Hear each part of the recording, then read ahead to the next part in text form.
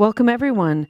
This is Recovery Dharma. My name is Julia. I'm one of the facilitators in the Spokane Sangha, and I'll be guiding our practice today. I'd like to share with you this beautiful sentiment of metta. And this is a little painting I have made. And then I write these little mantras on the back. So I want you to see that fully. This one reads, "May my silence speak clearly without aggression." May my silence speak clearly without aggression.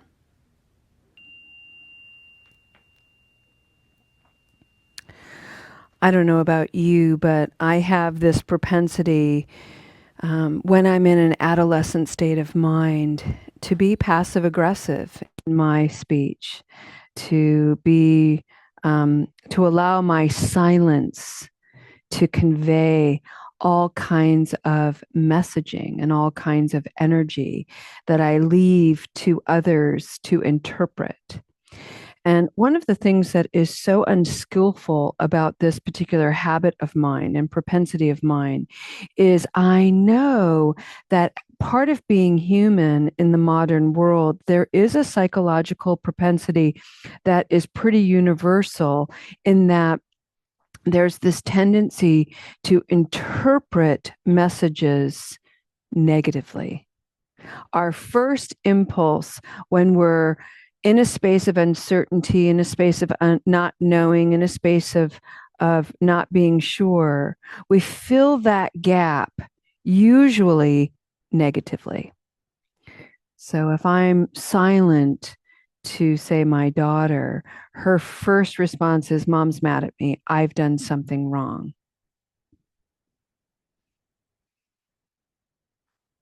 And that might actually be true and still not the whole truth, because there are times where my silence is just me needing some space. But I have learned now to say things like, "I'm about to go into some silence, and this has nothing to do with you. This is me needing sacred solitude. So I don't want you to observe my silence and then interpret that, internalize it, and in doing so, making it something negative." But I had to learn that. I had years where my silence was aggressive, even unintentionally. So may you just examine your own silence. And when you need silence, just check in with yourself to see if it's aggressive or not. So arrive, friends, and may I invite you to settle into a posture in your body that feels really at ease. And this may include lying down and catching a little bit of rest. I want to remind everybody that the journey of recovery is tiring. There's a lot going on here. It's hard work because one of the things that we endeavor to do in the Spokane Sangha especially is we are diffusing the light that we shine on negative habit energy. And what I mean by that, as I'm struggling to get a hair out of my mouth there, what I mean by that is most of us are participating in a recovery meeting because we are focused on one negative habit energy that is really wreaking the most havoc in our lives. For a lot of people, that negative habit energy has to do with the misuse and abuse of drugs and alcohol.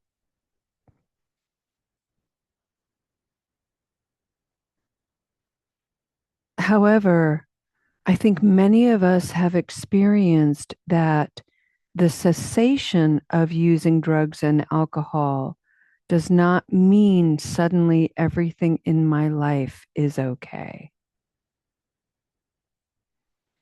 In fact, sometimes the initial suspension of that maladaptive behavior brings forth a lot more discomfort. What we were numbing before, what I was numbing before, is now front and center. And that's not easy. So, the light that we're shining with these Buddhist practices and principles is looking at all of that discomfort, not keeping just a laser focus on the one negative habit energy. We're lighting the whole stage of our lives. And we get to look at everything that's there.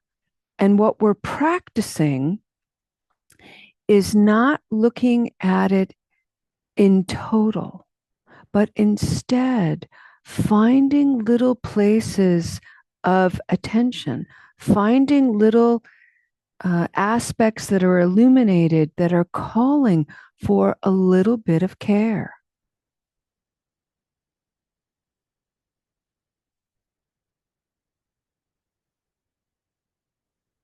That's the practice. Because sometimes if we were to look at the whole stage, it's too overwhelming. Sometimes when we look laser focused at the one negative habit energy, it's too overwhelming. So instead, share the light, shine that light broadly, widely, and then notice what's calling for attention, what's calling within you for a little bit of care.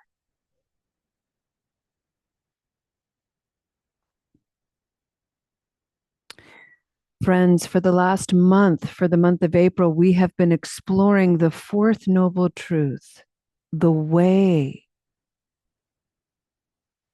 to easing and healing the misery and the discomfort in our lives.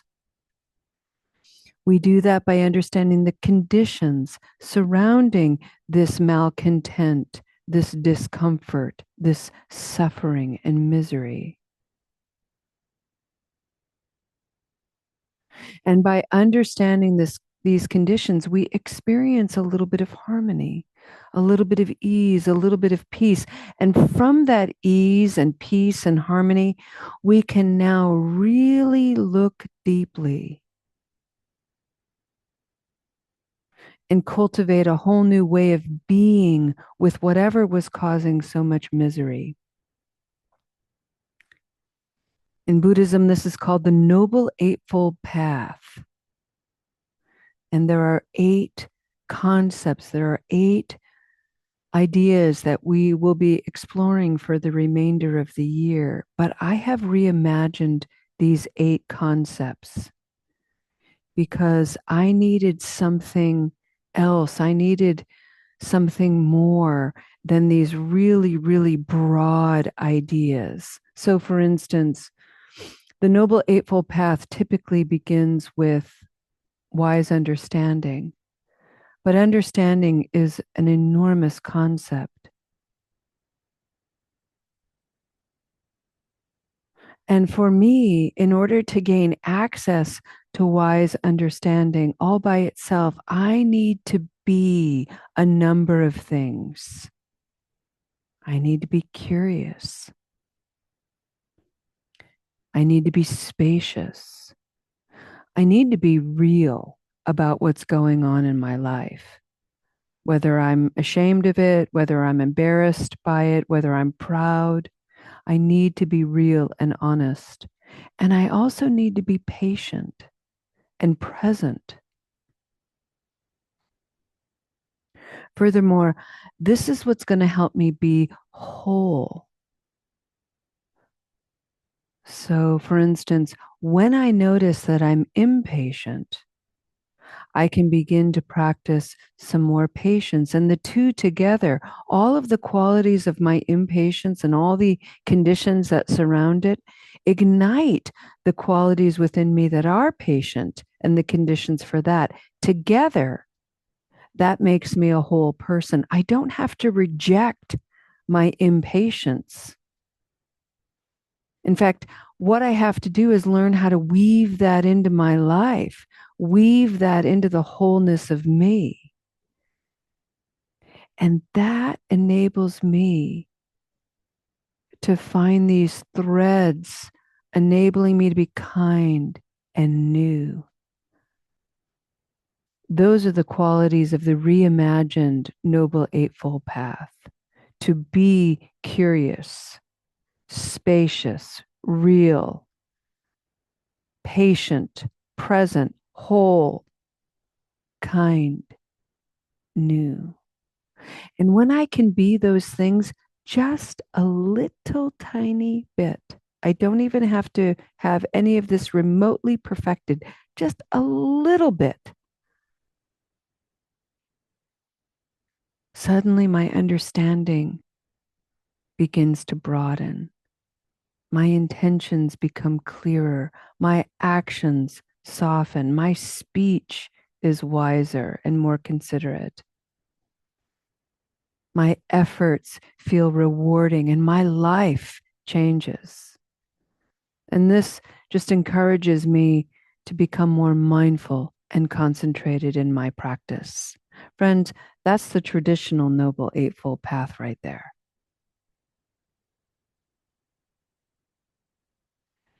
And there's one thing worth mentioning in all of this, and that is a faithful companion that is surrounding us with the most exquisite presence, and that is time.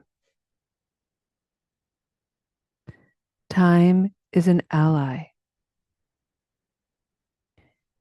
The way we arrive to the fourth noble truth, this path, this way, is in our own way and on our own time.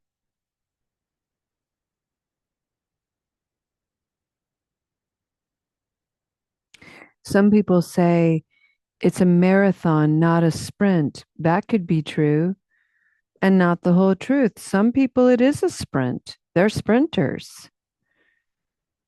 Some people are marathoners. I happen to be neither, friends.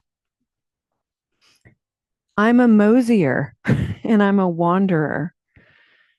So I guess I lean more toward the marathon type, you know, but I wander off the path because I'm also nosy.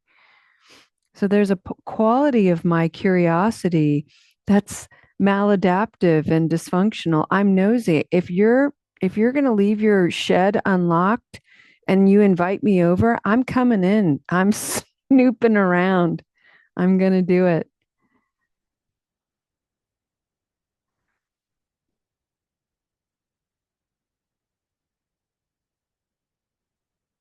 I sometimes like to get lost,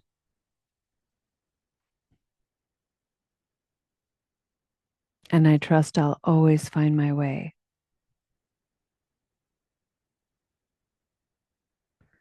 The point is, the path is not on a timeline. It's not a linear thing that you have little notches on. This is a wandering, meandering, up and down, sometimes backward, swirling journey.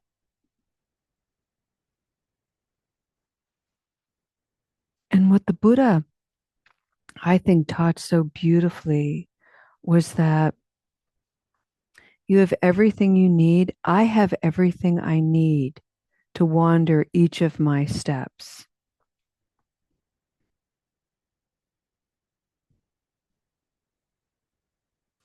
I carry the light I need. I carry the creativity I need. I carry the resilience I need and the tenacity. I carry the wonder and reverence. I carry the ability to move forward, the ability to stand still.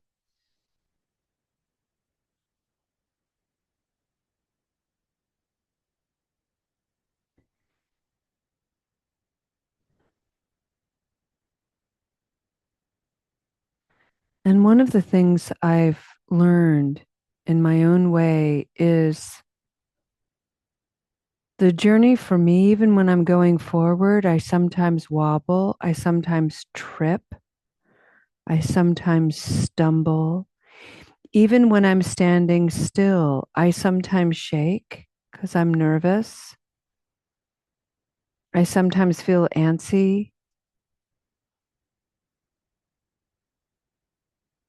So again, this is all about coming into you, coming into your body, your mind, your experiences, and cultivating enough curiosity and enough awareness to allow everything that's arising for you to become the material for your own illumination, your own awakening. Time is on your side. So, today, what I'd like to do for our practice of a few moments of silence is I'd like to bring us into the presence of faith. Faith in the Buddhist practice means confidence. And the word in Pali is sada.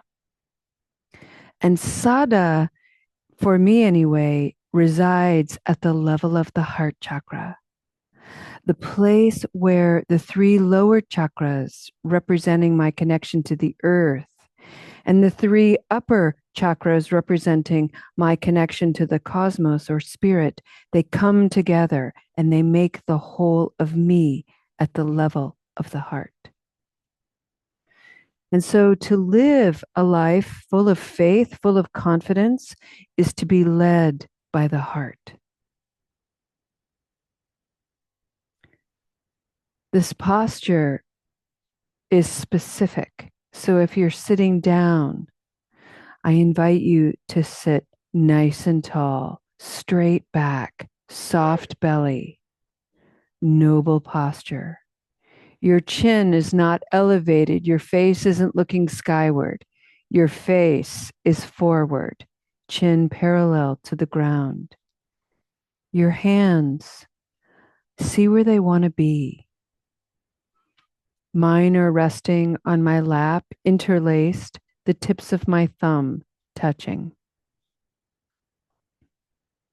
Shoulders are down and back, so the heart is fully lifted and exposed.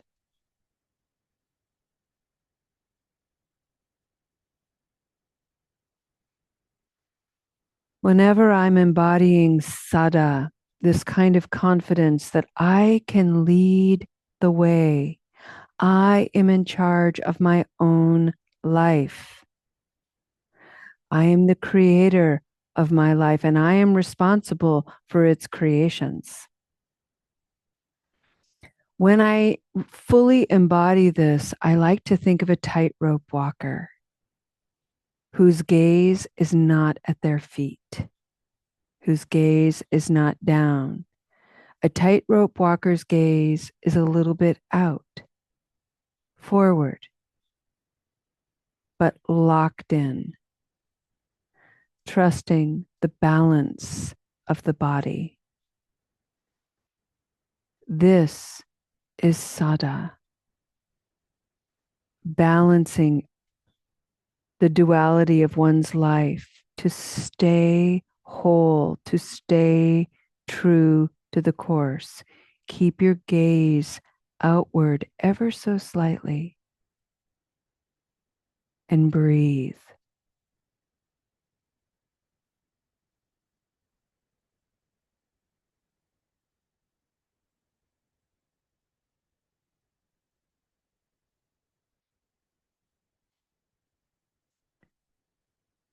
Breathing in, this is my journey of recovery. Breathing out, I will meet myself where I am. Breathing in, this is my journey of recovery. Breathing out, I have what I need.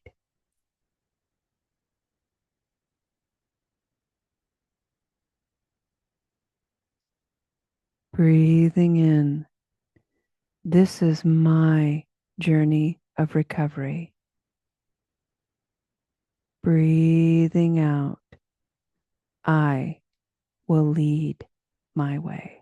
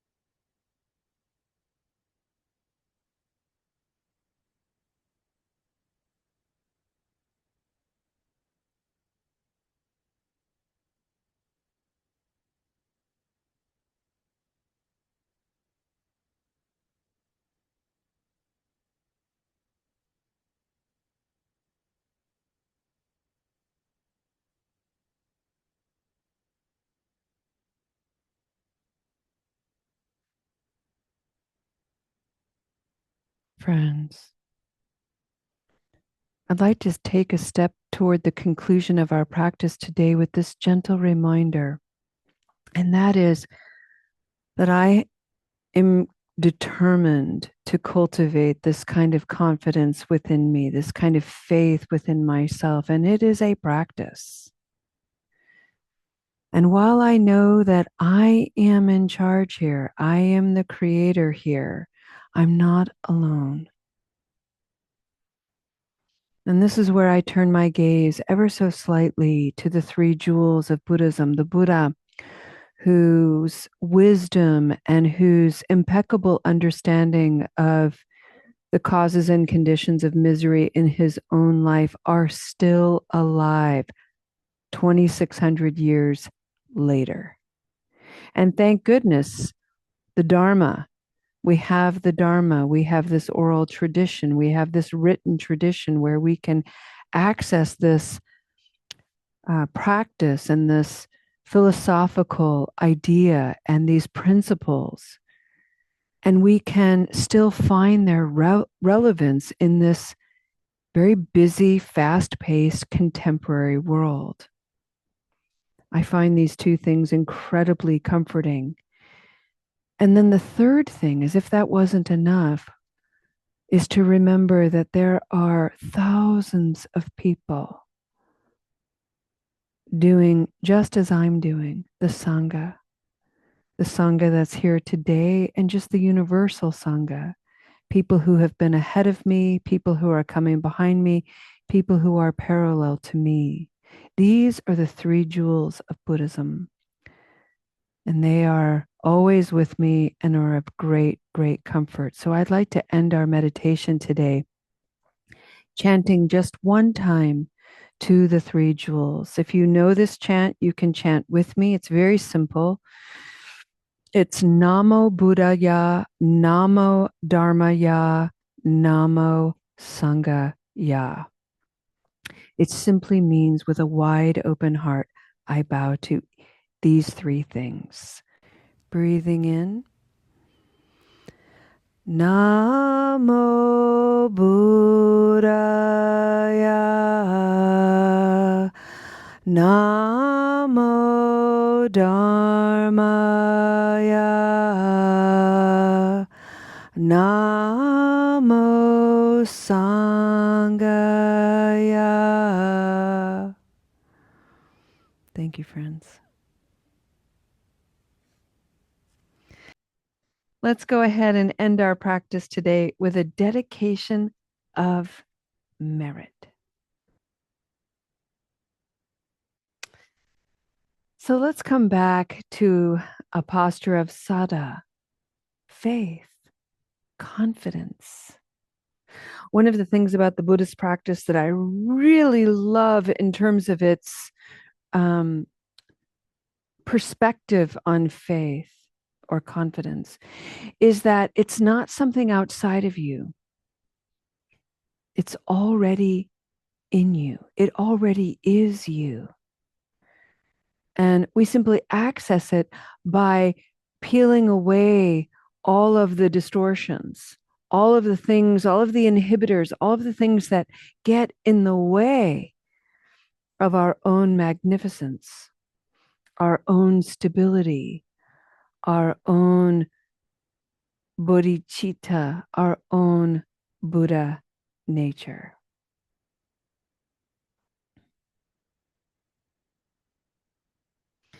Thich Nhat Hanh often had a dedication that I really like, and he just imagined everybody to imagine a lotus flower coming up from the water, from the murky, muddy depths, and it reaching into the air element, being kissed by the fire element of the sun. It's untouched by the earth element. There's no mud on it, yet it's still rooted in it, in the water. And then it opens up all the elements together in this beautiful, timeless, mysterious unfurling. Thich Nhat Hanh reminded us that we are all, each of us, a budding lotus flower. And he would invite students to bring their hands to prayer pose and simply smile at the beauty of that flower, the beauty of you, the beauty of me. And he would say, "To you, I bow, Buddhas to be." Namaste.